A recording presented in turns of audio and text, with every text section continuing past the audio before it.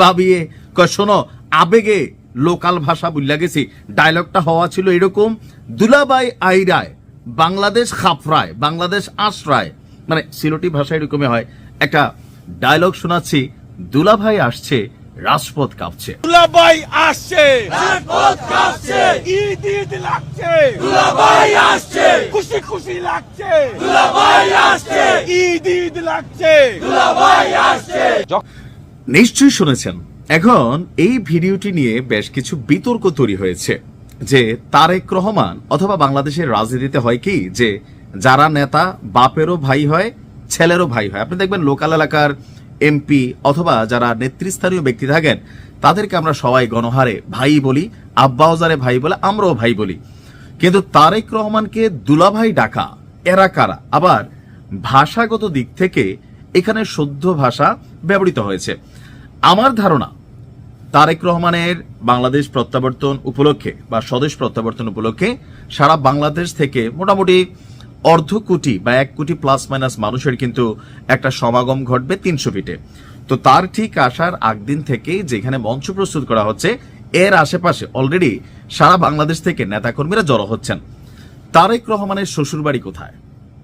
কমেন্টে একটু লিখেন তো দেখি, আমি গণি 1 2 3 4। যাই হোক, অনেকে জানেন আবার অনেকে জানেন না। তারেক রহমানের স্ত্রী ডাক্তার জুবাইদা রহমান, ওনার বাড়ি কিন্তু হচ্ছে সিলেটে। এমনকি তিনি, তার বাবাও নৌবাহিনীর একজন বড় মাপের কর্মকর্তা ছিলেন, এমনকি একসময় জাতীয় পার্টিতে তিনি রাজনীতি করেছেন। তো যাই হোক, জুবাইদা রহমানের বর্ণাঢ্য জীবন আছে। MBBS পাশ করেছেন, বিদেশে পড়াশোনা করেছেন, এরপরে জিয়া পরিবারের পুত্রবধূ হয়েছেন।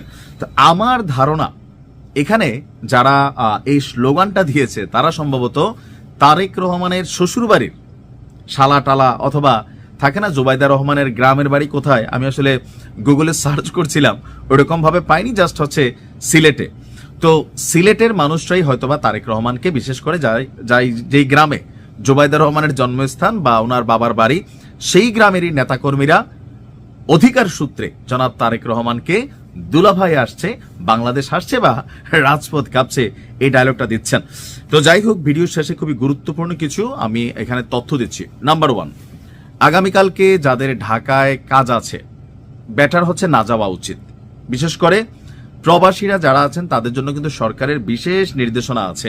আর যেখানে প্রোগ্রামটা হচ্ছে এয়ারপোর্ট থেকে খুব কাছাকাছি এরিয়া, সারা বাংলাদেশ থেকে যেই পরিমাণ মানুষ ঢাকায় অনুপ্রবেশ করেছে বা করতে যাচ্ছে, সো বিশাল একটা যানজট লাগবে।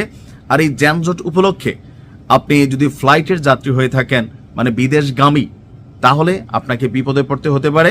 সুতরাং বেটার হচ্ছে আজকে রাতেই চলে যাওয়া অথবা ঢাকায় বসবাসরত কোনো আত্মীয় স্বজনের বাসাতে অবস্থান করা। নাম্বার 2, আপনার আশেপাশে থাকা প্রত্যেকটি ব্যক্তিকে অনুসন্ধানী দৃষ্টিতে অবজারভেশন করুন। যে কোনো রকম রহস্যজনক অথবা সন্দেহজনক কার্যক্রম দেখলেই 999 নাম্বারে ফোন করে পুলিশকে তথ্য দিন, কারণ আগামীকালকে বাংলাদেশে অনেক ভয়াবহ ঘটনা ঘটতেও পারে, নাও ঘটতে পারে। সো সাবধানের মাইন নাই। ভালো থাকবেন, সুস্থ থাকবেন। আসসালামু আলাইকুম।